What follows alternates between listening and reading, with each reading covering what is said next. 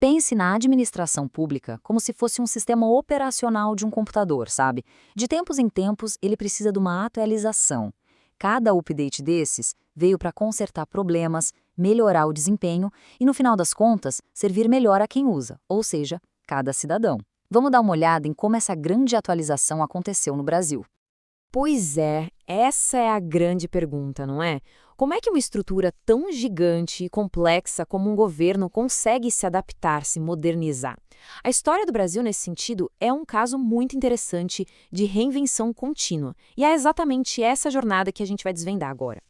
Para a gente entender de verdade essa transformação, vale a pena olhar o antes e o depois. A filosofia por trás do governo mudou da água para o vinho. A gente saiu de uma máquina estatal super lenta, fechada nela mesma, para um modelo que tenta ser mais eficiente, transparente e, o mais importante de tudo, com foco no cidadão. Essa é a essência da história. E tudo começa por aqui. Antes de instalar qualquer atualização, primeiro a gente tem que entender como era o sistema antigo. E o nosso ponto de partida era um modelo que, vamos ser sinceros, travava muito, era bem lento e já não estava mais dando conta do recado. O problema original, o grande bug do sistema, tinha um nome: patrimonialismo. O que é isso na prática? Era aquela confusão total entre o que era do Estado e o que era do governante. O cargo público era visto quase como uma herança, uma propriedade pessoal. E claro, isso era um prato cheio para ineficiência e injustiça. A primeira grande reforma veio para atacar exatamente isso. E aqui vem a primeira grande atualização do sistema.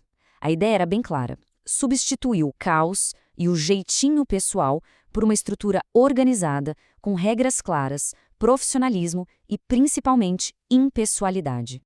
Essa linha do tempo aqui é o nosso mapa. Ela mostra as 4 grandes ondas de reforma que foram moldando a administração pública no Brasil. É interessante ver que cada uma foi construída em cima da anterior, adicionando novas funções e tentando corrigir as falhas do sistema antigo. A primeira versão, lá nos anos 30, a chamada reforma burocrática, foi fundamental. O objetivo era um só: acabar com a farra do patrimonialismo. A solução? Criar uma burocracia profissional, centralizar as atividades, estabelecer regras que valessem para todo mundo e não só para os amigos do rei. Foi um passo essencial para colocar um pouco de ordem na casa. Só que, com o passar do tempo, aquele sistema de regras começou a ficar pesado, engessado demais. Chegou num ponto em que seguir o procedimento virou mais importante do que entregar o resultado. Era o momento de uma nova atualização, dessa vez focada em desempenho e eficiência. E aí, nos anos 90, vem o modelo gerencial. E aqui a mentalidade muda da noite para o dia. Não adiantava mais só seguir o processo à risca. Era preciso entregar resultados concretos. O cidadão passa a ser visto como cliente, e os gestores públicos ganham mais autonomia para trabalhar, mas com uma contrapartida: a obrigação de prestar contas do que fizeram. Essa frase resume perfeitamente a nova filosofia. A prioridade deixa de ser o processo interno da máquina pública e passa a ser a experiência de quem usa o serviço. É uma virada de chave fundamental no jeito de pensar o Estado. Um governo eficiente é ótimo, claro, mas não é tudo. A evolução seguinte foi tornar esse governo não só eficiente, mas também transparente e responsável. Chegou a hora de abrir as portas e as janelas do Estado para que todo mundo pudesse olhar para dentro. Para que isso funcione, um conceito é central: accountability, ou, em bom português, a prestação de contas. E ela funciona de 2 formas principais: a vertical, que é o nosso controle sobre o governo pelo voto, por exemplo, e a horizontal, que é o famoso sistema de freios e contrapesos, onde os poderes se fiscalizam. Os dois precisam andar juntos. E a grande ferramenta que botou essa ideia para funcionar na prática foi a Lei de Acesso à Informação, a LAI. Ela inverteu a lógica do jogo. Antes tudo era segredo, a não ser que provassem o contrário. Com a LAI, a regra virou a transparência. O governo agora é obrigado a publicar informações por conta própria e a responder quando alguém pergunta. Isso muda tudo. E quando a gente junta todas essas peças, eficiência, participação, prestação de contas, transparência, a gente chega a uma ideia mais moderna: a governança. Governança não é só sobre o que o governo faz, mas principalmente sobre como ele faz. É a busca constante por um Estado que seja eficaz e, ao mesmo tempo, democrático. E chegamos à atualização mais recente, a que a gente está vivendo agora mesmo.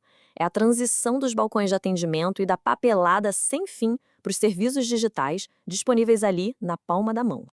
Mas olha, aqui tem uma diferença sutil, mas que faz todo sentido. Uma coisa foi o governo eletrônico, que foi o primeiro passo. Basicamente, pegar um serviço que existia no papel e colocar na internet. Outra coisa, bem mais profunda, é o governo digital. Aqui a ideia é redesenhar o serviço do zero, pensando 100% na experiência de quem vai usar. E qual é o ingrediente secreto que faz um bom governo digital funcionar? É uma palavra meio complicada. Interoperabilidade. Pensa nela como a capacidade que os diferentes sistemas do governo têm de conversar entre si. É o que permite que a gente não precise digitar nosso CPF e endereço 50 vezes. Sem isso, cada órgão é uma ilha. Com ela, a experiência fica muito mais fluida. No Brasil, toda essa transformação é guiada pela estratégia de governança digital. E repare como os pilares dessa estratégia amarram tudo que a gente conversou: mais acesso à informação, serviços melhores e mais participação da sociedade. É a síntese de toda essa jornada de evolução.